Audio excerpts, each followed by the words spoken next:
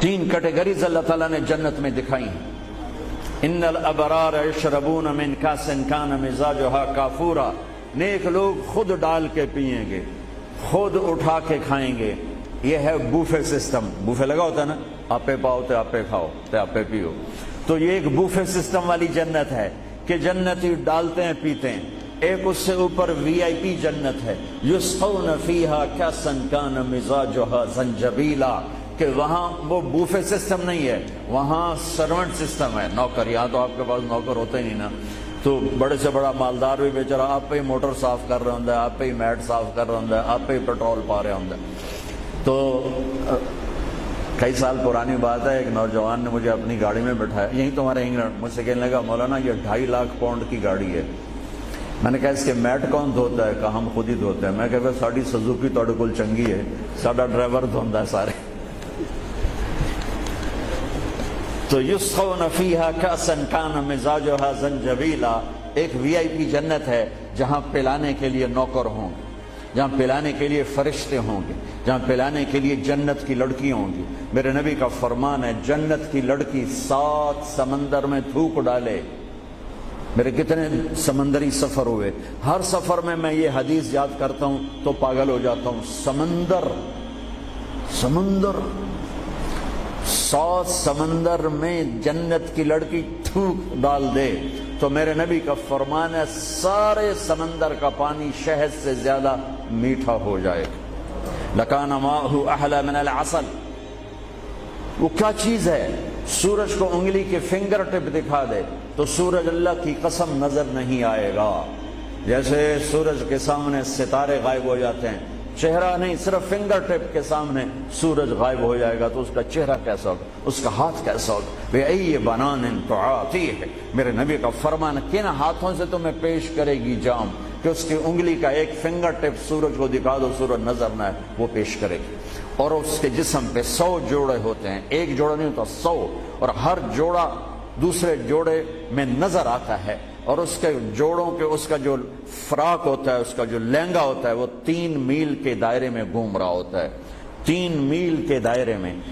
اور یہ اس لیے ہے کہ جنت کے لباس کا وزن کوئی نہیں، اس کا وزن ہے، یہ ویسٹ کوٹ کا وزن ہے، اب تھوڑا وزن ہی لگ رہی کہ گرمی محسوس ہو رہی۔ جنت کا جو لباس ہے اس کا دھاگا نور سے بنا ہے، نور کا وزن نہیں ہوتا، تو 100 پہنے یا 1000 پہنے، 100 جوڑے اللہ بندوں کو بھی پہنائے گا، جنت کی لڑکیوں کو پہنائے گا، 100 جوڑے میں اس کا جسم چاندی کی طرح چمکتا نظر آئے گا، وہ اس کی طرف بڑھے گی، ایک قدم جب اٹھائے گی 1 لاکھ ناز و انداز اپنے خامد کو دکھائے گی۔ یہ وی آئی پی لوگوں کی جنت ہے، ایک وی آئی پی، چاہے لکھاں وی لا دو، لکھاں کروڑوں وی آئی پی۔ ایک سب سے بڑی جنت ہے جس میں سارے غریب لوگ ہوں گے، مالدار بھی ہوں گے بس تھوڑے، غریب زیادہ ہوں گے، ریڑھی والے، تانگے والے، رکشے والے، ٹھیلے والے، وہ سب سے وی آئی پی جنت میں ہوں گے کہ وہاں جو پلانے والا ہوگا، نہ حور، نہ خادم، نہ فرشتے، نہ بیگم، نہ بیوی، نہ نوکر، وہاں پلانے والا اللہ خود ہوگا۔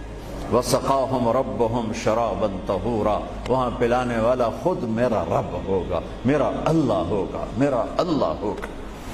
اور جنت کا ایک چشمہ، اس کا نام ہے تسنیم، ایک دریا تسنیم۔ باقی سارے دریا چشمے زمین پر چلتے ہیں، جو تسنیم ہے وہ زمین پر نہیں ہے، وہ ہوا میں چلتا ہے۔ تسنیم کہتے ہیں سنام ہوتی اونٹ کی کوہان، ایسے تو وہ پانی یوں چلتا ہے، یوں چلتا ہے، یوں چلتا ہے، اور ہوا میں چلتا ہے، ہوا میں نہ ادھر گرتا ہے نہ ادھر گرتا۔ سبحان اللہ، پتہ نہیں کیا چیز اللہ نے بنائی۔ جب وہ چاہے گا، تسنیم سب سے اعلیٰ درجے کی شراب ہے جنت کی، سب سے اعلیٰ درجے کی شراب تسنیم ہے، جو اللہ جنت الفردوس والوں کو خالص پلائے گا، نیچے والوں کو ہمیں تھوڑا جا قطرے 2 قطرے ڈال کے دے گا۔ وہ ہوا میں اڑتا ہوا چشمہ ہے، اور ایسا حسین ہے، ایسا وہ دل فریب ہے کہ اس کو بیٹھ کر دیکھنا چاہے گا تو ہزاروں سال دیکھنے میں مست ہو جائے گا، پینا اس کے بعد کی چیز ہے۔ تو میرا رب وہاں خود پلانے والا ہے، میرا رب میرے نبی پاک صلی اللہ تعالی علیہ وسلم ایک خوبصورت زندگی لے کر آئے، اور جنت کی چابی اس کے ساتھ لے کر آئے کہ اگر دنیا اور آخرت کو جنت بنانا ہے تو میرے نبی کے طریقے پر آ جاؤ۔ پاسپورٹ بن گیا، ویزا لگوا لو، ویزا محمدی سٹیمپ کرواؤ اور سیدھے مرتے ہی جنت میں چلے جاؤ، یہاں بھی مزے وہاں بھی مزے۔ میرے نبی کی زندگی ایک خوبصورت نمونہ ہے. ایک حدیث سنا کے میں بات ختم کرتا ہوں. ایک حدیث آپ آج مجھ سے لے لیں, ساری زندگی خوبصورت ہو جائے گی. صرف ایک حدیث سناؤں گا, ایک, اور پوری زندگی میں رنگ بھر جائے گا, پوری زندگی میں رنگ بھر جائے گا. صرف ایک حدیث. میرے نبی نے فرمایا اربع اذا كانت فيك لا يضرك ما فاتك من الدنيا اربع من كن فيه ما ضره ما فاته من الدنيا. میرے نبی نے فرمایا چار باتیں مجھ سے لے لو. چلی نہیں, چار. سوکھا سوکھا کام ہے.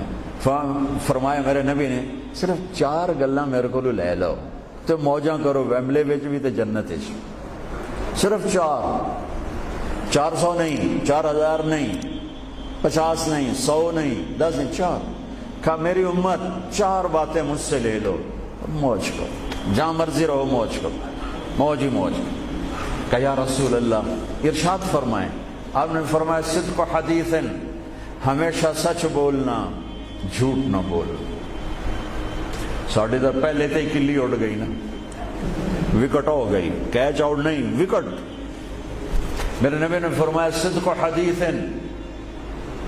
سچ بولنا, جھوٹ نہ بولنا. حفظ و امانت, کبھی کسی کو دھوکہ نہ دینا, کبھی کسی کے ساتھ دو نمبری نہ کرنا, ہمیشہ دیانتداری کے ساتھ چلنا, ہمیشہ دیانتداری کے ساتھ چلنا, کسی کو دھوکہ نہ دینا, کسی کے ساتھ فراڈ نہ کرنا. میرے نبی نے فرمایا ایک اور حدیث جو یہ دو صفتوں کی وضاحت کے لیے, صدق اور امانت, سچائی اور امانت داری. آپ سب ماشاءاللہ جانتے ہیں کہ ہمارے نبی کو کافروں نے جو ٹائٹل دیا وہ صادق اور امین کا دیا. اگر آپ مجھ سے سوال کریں اسلام کو دو لفظوں میں سمجھاؤ تو میرے پاس جو دو لفظ ہیں وہ علماء نے بتائے ہیں, سچائی اور امانت داری, دیانتداری. آپ مجھ سے پوچھو سارے کفر کو دو لفظوں میں بتاؤ, سارے کفر کو دو لفظوں میں, تو میرے پاس دو لفظ ہیں جو علماء نے بتائے ہیں, جھوٹ اور فراڈ, جھوٹ اور دھوکے بازی. جھوٹ اور دھوکے بازی ساری دنیا کا کفر اس میں جمع ہے, اور سچائی اور امانت داری ساری دنیا کا اسلام اس میں جمع ہے. میرے نبی نے فرمایا میرا امتی ہر گناہ کر سکتا ہے, دو کبھی نہیں کرے گا, دو کبھی نہیں کرے گا. ایک جھوٹ کبھی نہیں بولے گا, ایک دھوکہ کبھی نہیں دے گا. لیکن میں درد سے کہتا ہوں مسلمان نام ہی جھوٹے کا پڑ کے, اور فراڈیا ہی مسلمان ہے, اور جھوٹا ہی مسلمان. جو غیر مسلم ہے اسے جھوٹ سے نفرت ہے. ہم کلمہ پڑھنے والے رج کے ٹکا کے جھوٹ بولتے ہیں, ٹکا کے دھوکہ دیتے ہیں. جب موت ہے ہی نہیں, جب موت کے بعد کوئی پوچھنے والا نہیں ہے, تو میرے نبی نے فرمایا چار باتیں بتا کے جا رہا ہوں. آپ نے فرمایا میں وہی چار باتیں اپنے نبی کی بتا کے جا رہا ہوں, سچائی, امانت داری, جھوٹ نہیں بولنا, دھوکہ نہیں دینا. تیسری بات حسن و خلیقت, اپنے اخلاق اچھے رکھو, اپنے اخلاق اچھے رکھو.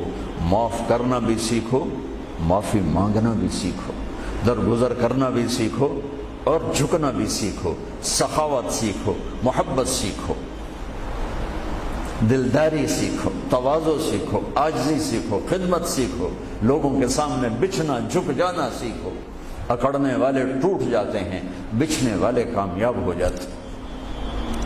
جس شاخ پہ پھل ہوتا ہے وہ نیچے جھک جاتی, جو شاخ خالی ہوتی ہے وہ اوپر کھڑی ہوتی. تو تیسری بات فرمائی اخلاق ٹھیک کرو.